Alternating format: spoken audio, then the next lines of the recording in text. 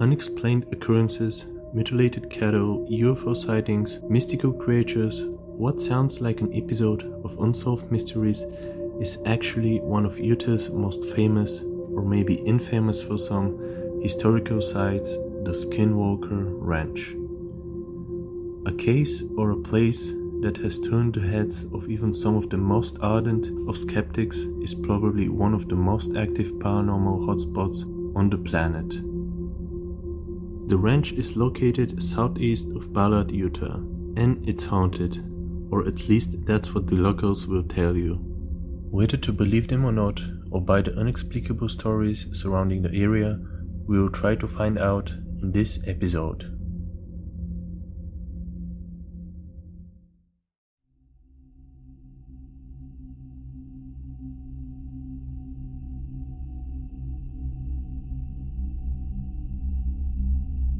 The local Indians have long said that the location where the Skinwalker Ranch is on the path of the Skinwalkers, and for that reason they have feared to go near the location. The so-called Skinwalker is a shape-shifting witch of the Navajo people, which the Ute folk take very seriously. The Ute and the Navajo people were enemies for a long period of time. Ute believed that the Navajo put a curse on the Ute tribe for their previous transgressions. Afterward, the Skinwalkers began to plague Utah. They believed the Skinwalker presence in Utah extends back at least 15 generations. They don't believe that the Skinwalkers live on the ranch, but rather hide out in a place called Dark Canyon, which is located nearby. The Skinwalker Ranch was first homesteaded by the Myers family from 1905 to 1987.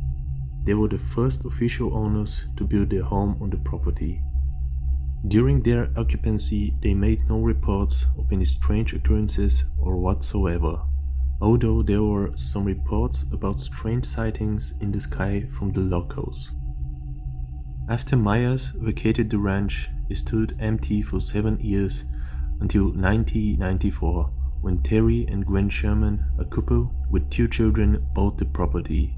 The ranch was then called the Sherman Ranch because they were the first owners that started experiencing bizarre happenings. As the family moved in, they were surprised to find that the previous owners had placed deadbolt locks on all the doors and windows, including those inside the house. Even the kitchen cabinet had bolts on them. And at both ends of the house, iron stakes and heavy chains had been installed, which Sherman guessed were used by the previous tenants for large guard dogs. After moving in, they started to witness the strange occurrences right away, and that continued for more than a year before talking publicly about it. They witnessed and saw large wolves and other strange wild animals, dark figures, lights in the sky, late night noises and chatters, and a lot of dead animals. Other strange events were also happening during the time.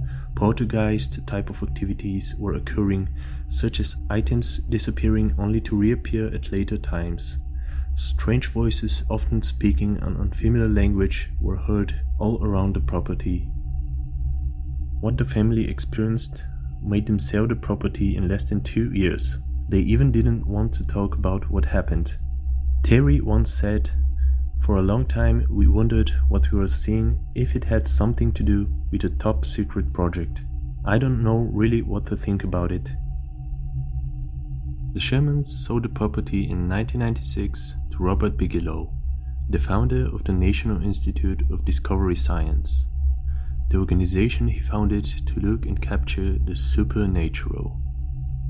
Bigelow bought the ranch for around $200,000 and made a disclosure agreement with the Shermans, who agreed not to talk further about the events that happened. He then began to establish a compound with high-tech equipment monitoring the property 24 hours a day. The purpose was to research and advance the study of the paranormal topics, including UFOs and cattle mutilation. With little to no success to capture the supernatural, his company was disbanded in 2004.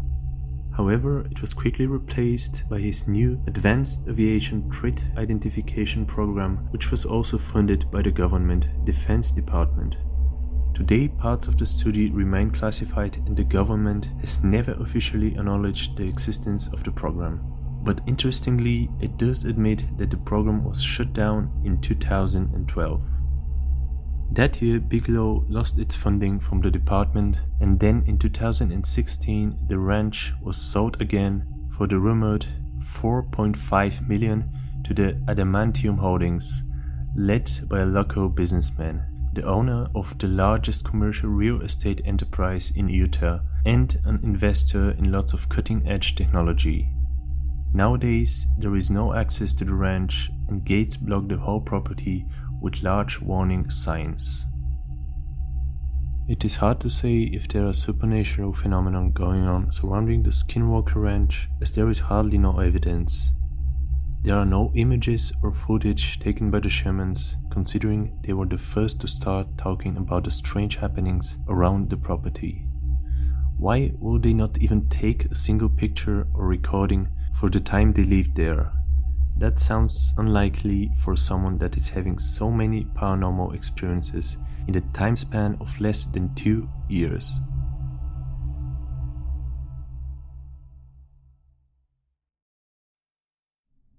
The shamans reported so many different sightings like creatures, noises, and paranormal activities, but as soon as Bigelow bought the ranch in 1996, the supernatural just suddenly vanished. He didn't really record or capture anything for so many years, even with high-tech sensing equipment, and shut down 2 projects, which purpose was the research and advance the study of UFOs and supernatural phenomena. There are also no records for how much the shamans bought the property, which would close a lot of questions and make things more clear. Maybe their intention was to spread fake rumors and sell the property at a higher price to someone like Bigelow that was and still is to this day a strong believer in UFOs and paranormal. It is also an interesting fact that Bigelow made a margin after he sold the ranch for $4.5 million in 2016 to the current owner, who is interested in ufology as well. Many questions remain open surrounding the Skinwalker Ranch. As we come to the end of yet another unsolved puzzle, we want to hear your thoughts about whether or not the Skinwalker Ranch is the sinister and haunting place as described by media and locals, or is it all just well-developed hoax with the motive to promote the ranch for further profit and more interest, considering the Bigelow situation? Let us know your thoughts in the comments below. Thank you for watching, and until the next time.